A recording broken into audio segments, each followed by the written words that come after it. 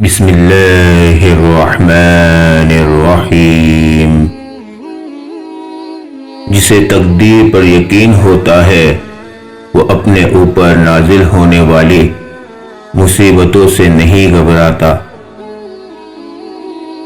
اپنا سر اونچا رکھو کہ تم کسی سے نہیں ڈرتے، لیکن اپنی نگاہیں نیچے رکھو تاکہ پتہ چلے تم ایک باعزت گھرانے سے تعلق رکھتے ہو۔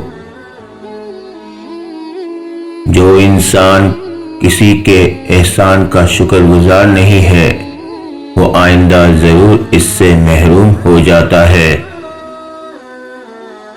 کسی بے قصور پر بہتان لگانا یہ آسمانوں سے بھی زیادہ بھاری گناہ ہے۔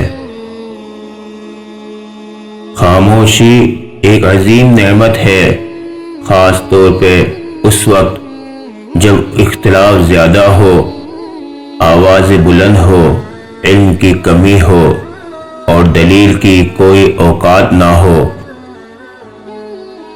جب تمہارے دل میں کسی کے لیے نفرت پیدا ہونے لگے تو فوراً اس کی اچھائیاں یاد کرو۔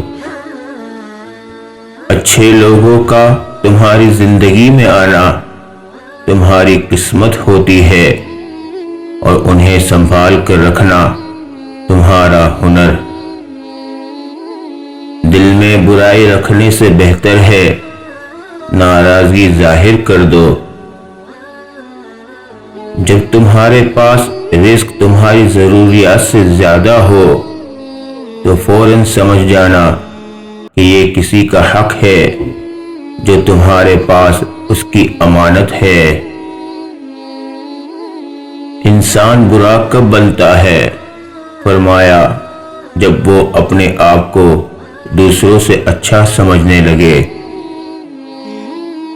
ہمیشہ چھوٹی چھوٹی خوشیوں کا استقبال کیا کرو، کیونکہ انہی کے پیچھے محبتوں کا سیلاب ہوتا ہے۔ صرف پیسوں کا ہونا رزق نہیں ہے، نیک اولاد، اچھا رزق اور مخلص دوست بھی رزق میں شامل ہے۔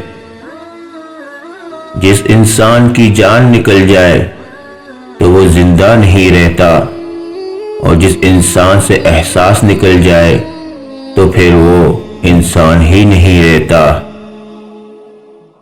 تمہاری منہ سے نکلی ایک گالی تمہاری قبر میں ایک ایسا بچھو پیدا کرتی ہے جس کے ایک مرتبہ کاٹنے سے انسان 70 ہاتھ زمین دھس جاتا ہے۔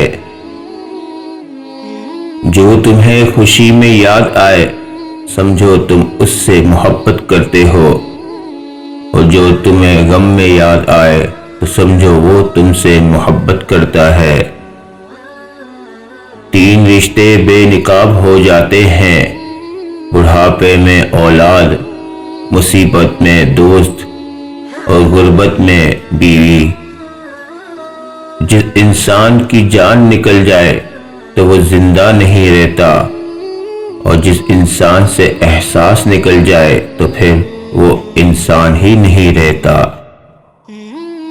دوست کے ساتھ اس نمک کی طرح رہو جو کھانے میں دکھائی نہیں دیتا، لیکن اگر نہ ہو تو اس کی کمی بہت محسوس ہوتی ہے۔